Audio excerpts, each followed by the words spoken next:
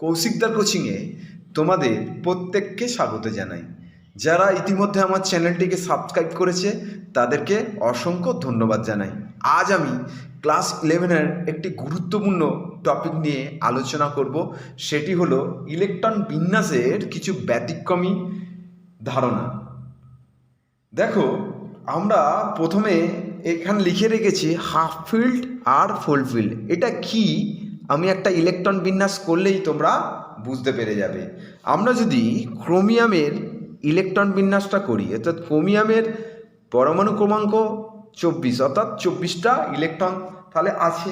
এই ইলেকট্রনগুলোকে নিয়ে যদি আমি একটা ইলেকট্রন বিন্যাস করার চেষ্টা করি, তাহলে দেখো এরকম হচ্ছে 1s2, 2s2, 2p6, 3s2, আচ্ছা 3p6, তারপরে কি আসছে 4s2। এইবারে যেটা আসে সেটা হচ্ছে ডি অরবিটাল আছে 3d। দেখো এখানে 6, 6, 12, 13, 14, 15, 16, 17, 18, 19, 20, অর্থাৎ এইখানটায় আমরা 4টে ইলেকট্রন নর্মালি বসাতে পারি, কিন্তু এটা অ্যাকচুয়ালি ইনকারেক্ট। কেন? দেখো, এই যে হাফ ফিল্ড ফুল ফিল্ডের কথা আমরা বলে নিই একটু। পরমাণুরাও সবসময় চায় একটা সুস্থিত অবস্থায় থাকার জন্য। সেটা দেখো অর্ধপূর্ণ আর পরিপূর্ণ, অর্থাৎ আমরা যে উপকক্ষের মধ্যে যে কক্ষকগুলো পাই না, সেইগুলো ওরা কখনো অর্ধপূর্ণ কখনো পরিপূর্ণভাবে এই অবস্থায় থাকার চেষ্টা করে, অর্থাৎ তারা সুস্থিত অবস্থায় থাকার একটা চেষ্টা করে। সেইটার জন্যই এই জায়গাটা একটা ব্যতিক্রমী দেখা যায়। দেখে নাও, আমরা যদি এই যে এস যে উপকক্ষ, তো এটা যদি আমরা কক্ষকটাকে বিচার করি তাহলে এখানে তো একটা কক্ষক থাকে। আচ্ছা, ডিতে কটা থাকে? 5টা কক্ষক আমরা পেয়ে থাকি। তাহলে দেখো 1, 2, 3, 4, অর্থাৎ 5টা কক্ষক আমরা এখানে আচ্ছা দিয়ে দিয়েছি।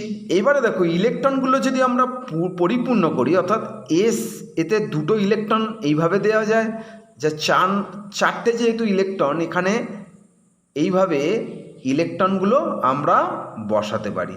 তবে দেখো এই যে লাস্ট যে উপকক্ষ অর্থাৎ ডি উপকক্ষে দেখো একটা ঘর যদি কোনো কারণে পূরণ হয়, তাহলে এটা এই যে হাফ ফিল্ড অর্ধপূর্ণ সমস্ত যে কক্ষকটা আমরা পেয়েছি তাতে একটা অর্ধপূর্ণ ব্যাপার সেটা পেতে পারে। তখন কি হবে? দেখো এ সুস্থিতি পেয়ে যাবে। তাহলে কি হবে? দেখো এই জায়গাটায় এই যে ইলেকট্রন দেখা যাচ্ছে এইখানটা থেকে এই জায়গাটায় ইলেকট্রনটা প্রবেশ করে যাবে। তাহলে কি হবে? এই যে হাফ ফিল্ড অবস্থা সে পেয়ে যাবে এবং এই যে পরমাণুটা সেটা সুস্থিতি প্রদান করবে। তাহলে এটার ইলেকট্রন বিন্যাসটা নর্মালি এটা হচ্ছে ইনকারেক্ট। কারেক্ট তাহলে কি হবে?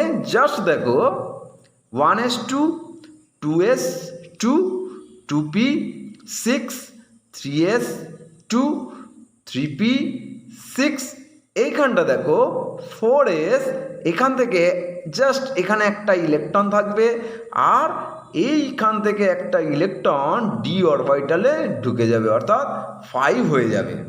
অর্থাৎ এখানে একটা নোট ডাউন করে নেওয়া ভালো যে ডি অরবিটালে কখনো 4টে ইলেকট্রন। এরপর যে একটা ব্যতিক্রমী আমরা যেটা পাই সেটা দেখো, এই যে কপার এর ইলেকট্রন সংখ্যা 29, অর্থাৎ পরমাণু ক্রমাঙ্ক। এটা যদি নর্মাল ওয়েতে আমরা করতে থাকি তাহলে দেখো এইরকম একটা ইলেকট্রন বিন্যাস আমরা দেখতে পাই। তাহলে দেখো আমরা এইখানটায় যদি 9টা ইলেকট্রন থাকে, আমরা একটু কক্ষক দিয়ে বিচার করে দেখি। এখানে তো এস উপকক্ষের কক্ষক সংখ্যা তো একটা, আমরা এক্ষুনি যেটা দেখেছি। আচ্ছা, ডি এর কটা? 5টা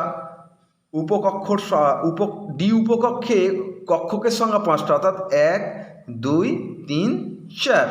তাহলে দেখো ইলেকট্রনটাকে আমরা কিভাবে বসাতে পারছি। দেখো এস এখানে একটা ইলেকট্রন বসাতে পারছি। আচ্ছা, এখানে 9টা যেহেতু আছে, দেখো 1, 2, 3, 4, 5, তারপরে দেখো এইরকমভাবে হবে 6, 7, 8, 9।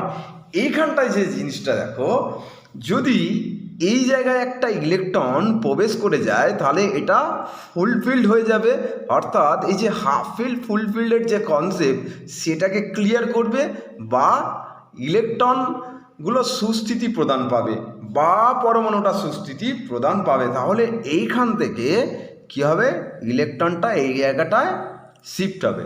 তাহলে এর যে ইলেকট্রন বিন্যাস অ্যাকচুয়ালি হওয়া উচিত, তাহলে কি হবে, জাস্ট দেখো 1s2 2s2 2p6 3s2 3p6, আর দেখো এই যে 4s, এখানে জাস্ট একটা ইলেকট্রন বসে যাবে আর 3d10 এখানটা হয়ে যাবে।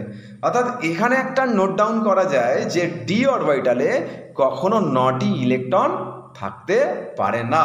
তাহলে এইটা ব্যতিক্রমী একটা ক্যারেক্টার আমরা পেলাম। এই দুটোকে খুব সুন্দরভাবে তোমরা করবে, পরীক্ষায় বারে বারে এটা এসে থাকে ইলেকট্রন বিন্যাস এই ক্রোমিয়াম আর কপারে। এই রিলেটেড একটা কোশ্চেন আমি দেখো খাতার মধ্যে অলরেডি লিখে রেখেছি। এখানটা দেখো বলছি এজি ও এমও এর ক্ষেত্রে বহিস্থ ইলেকট্রন বিন্যাস 49 5s2 আচ্ছা ও 44 5s2 না হয়ে যথাক্রমে 4010 5s1 আর এখানে 45 5s1 হয়ে থাকে কেন? অর্থাৎ এইটা না হয়ে এইটা হয় আর এইটা না হয়ে এইটা হয়, এটা কেন আমরা একটু দেখে নেব। এই যে আমরা করলাম এক্ষুনি যে হাফ ফিল্ড ফুল ফিল্ডের যে ব্যাপারটা ব্যতিক্রমী যে চরিত্র, সেইটাই এর মধ্যে দেখা যায় বলেই এরকম একটা সম্ভবপর হয়। দেখো আমরা এজি এটাকে যদি এর পরমাণু ক্রমাঙ্ক দেখি, অর্থাৎ এজির পরমাণু ক্রমাঙ্ক হচ্ছে 47। তাই এর যদি আমরা ইলেকট্রন বিন্যাসটা করি, দেখো আমি পুরোপুরি ইলেকট্রন বিন্যাস করছি, এটা তো সর্বশেষ কক্ষ দিয়ে বিচার করেছে, জাস্ট আমি পুরোটা যদি ইলেকট্রন বিন্যাসটাকে বসাই তাহলে দেখো 1s2 2s2 2p6 3s2 আচ্ছা 3p6 4s2 3d10, কারণ 3dতে পুরোপুরি ইলেকট্রনটা ভরে যাচ্ছে এখানে, কারণ 47 আছে। তারপরে কি হবে দেখো, পি আসবে, আচ্ছা এটা পি আসবে 4p6, তারপরে দেখো কি আসছে, এস আবার আসছে, অর্থাৎ এখানে 5 নম্বরে হবে। আচ্ছা এতে কটা ইলেকট্রন থাকতে পারে, 2টো ইলেকট্রন থাকতে পারে, আর তারপরে আবার ডি অরবিটাল ঢুকে যাচ্ছে অর্থাৎ 4d।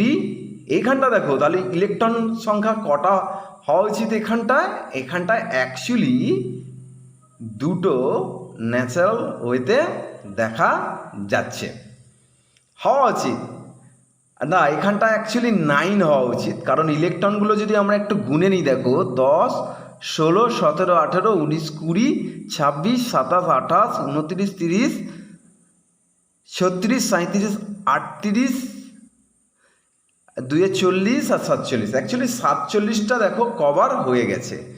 এইবারে আমরা যদি এই যে এই উপকক্ষ আর এই উপকক্ষের কক্ষক দ্বারা বিচার করি, তাহলে দেখো এখানটায় এস উপকক্ষ আছে, এতে কটি ইলেকট্রন আছে, 2টি ইলেকট্রন এরকমভাবে থাকবে।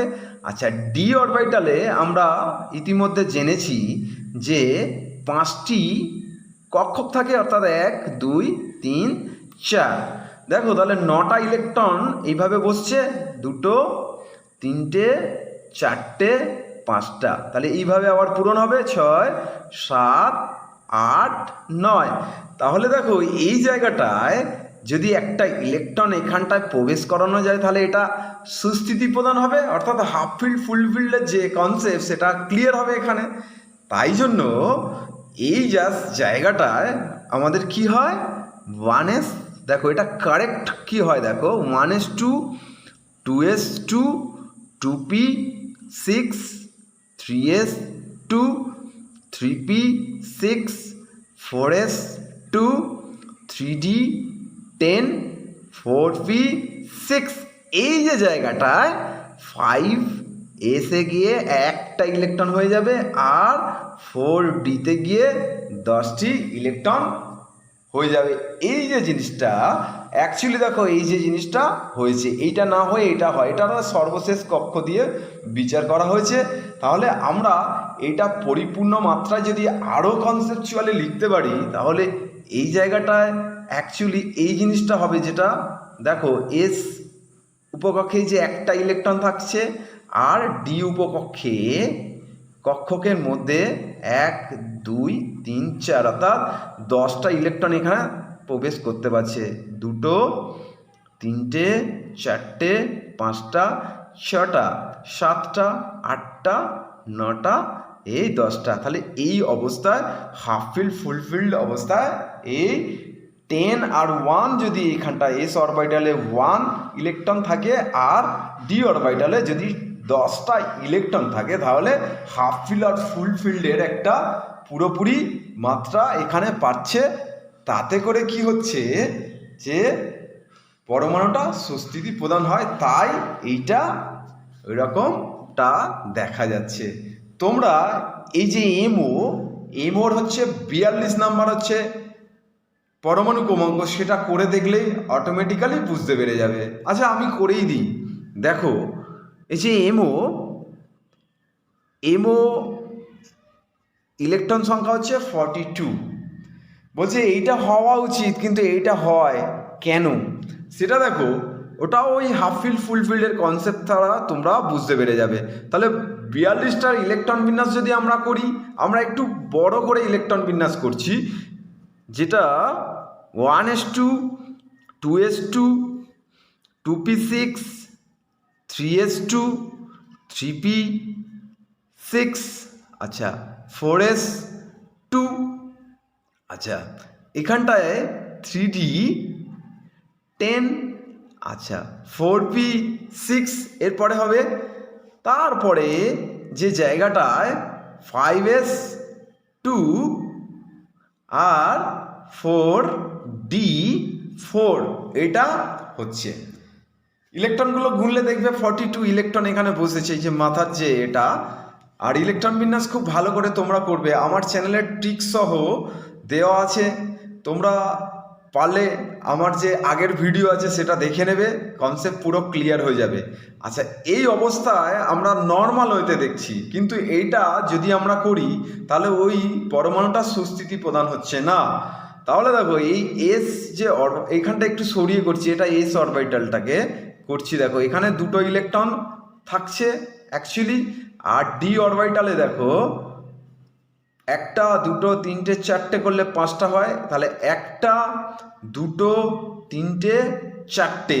তাহলে দেখো এইখানটায় ও সবসময় চাইবে যে এই ঘরের মধ্যে একটা ইলেকট্রনকে প্রবেশ করলে ও সুস্থিত হয়ে যাবে, যেটা ও সবসময় চাইবে। তাই এইখান থেকে ইলেকট্রনটা এখানটায় প্রবেশ করে যাবে, তাই এই অবস্থায় সে চলে যায়। তাহলে আমরা জাস্ট আমরা লিখে দেব কারেক্ট ইলেকট্রন বিন্যাসটা কী হবে, 1s2 2s2 2p6 3s2 3p6 4s2 3d10 4p6 আর এই যে দেখো এই জায়গাটায় একটা ইলেকট্রন বেরিয়ে যাচ্ছে, অর্থাৎ 5s1 হয়ে যাবে আর 4d5 হয়ে যাবে। তাহলে এই অবস্থায় বজায় দেখো এটা হয়ে গেছে।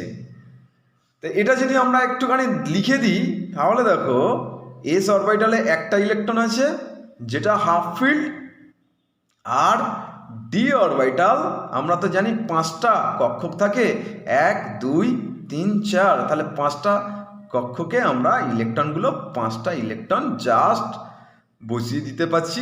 এইটা যদি তোমরা দিয়ে দাও তাহলে ক্লিয়ারলি এই জিনিসটা তোমরা বোঝাতে পারবে যে কোশ্চেনটা এখানে বলা আছে।